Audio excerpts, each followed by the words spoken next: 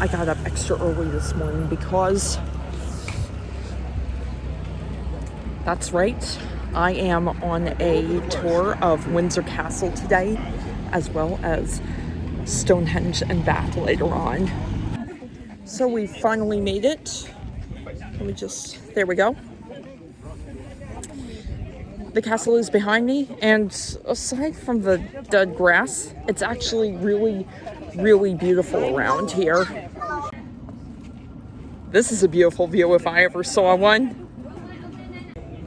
So I was just inside the castle. It's really, really, really beautiful and elaborate in there. I got myself just a guidebook and a souvenir book, whatever you want to call these. I've got to leave now because our tour bus leaves at 11:45 and I want to be there ahead of time. You know, just so I can be sure that they will not leave without me. God forbid if that happens. You guys remember Cafe Rouge from a few videos ago? Apparently they have a location here. Interesting. I mentioned him this morning when I was talking about Windsor.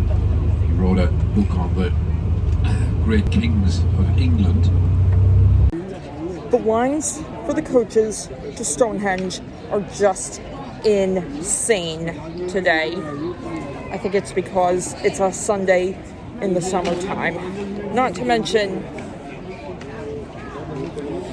the sun's glare is too much for me to handle, and I actually got warnings that the UV rays on top of the Stonehenge hill are nasty and that I need to cover up.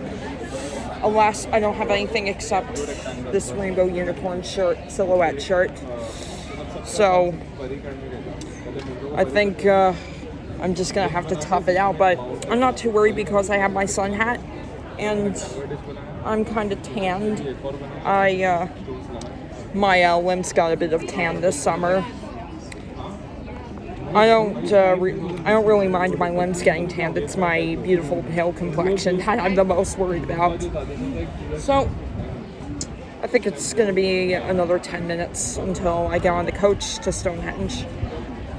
The COVID restrictions are gone, but Stonehenge is still there, like it's been for the past 4,500 years.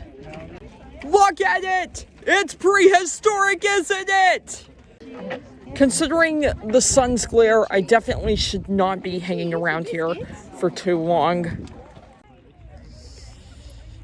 The other sections I was at earlier may have been closer to Stonehenge, but I personally think that this is the best view right here. Look at the fields, the beauty of the countryside. So I didn't want to spend too much time at the visitor center because we were going to leave in about a half an hour when I got back to the visitor center from Stonehenge. And I even contemplated on getting something at the cafe, but then I remembered there's lots of places to eat in Bath, so I'm going to eat there instead. So we're in Bath now.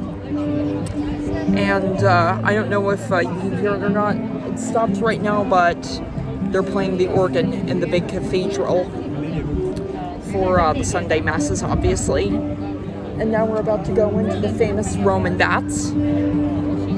I could not do this last year because we hadn't fully emerged from the pandemic yet. But I saw the Roman baths years ago when I studied abroad, so I don't think I'm going to spend a lot of time in here. I'm just going to observe the baths and then get out of there as soon as possible. I want some food. There it is down there, the Roman bath. There are ruins, stones, and sculptures all over here. Look at that ancient writing right here.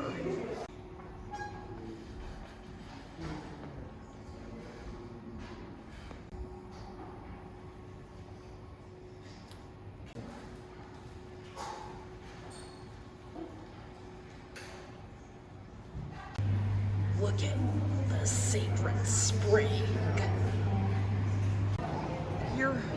better view of the bath itself. Right now I'm just speed vlogging at this point, but maybe someday, one day, there will be a day. Oh, whoa, tripped. Maybe one day there can be a day when I can do a more detailed vlog on this place. So, a lot of the places that sell afternoon tea or cream tea are closed now. I think this time around it's because I did the full day tour as opposed to just Stonehenge and Bath. I did Windsor Castle, Stonehenge, and Bath this time around. So I think I'm just gonna get something very small and minuscule somewhere. When in doubt, there's always eat soon, eat beautiful. Yes, everyone, as you can tell, I am back in London. That was a really, really, really spectacular trip. And I'm looking forward to what week 2 will bring me.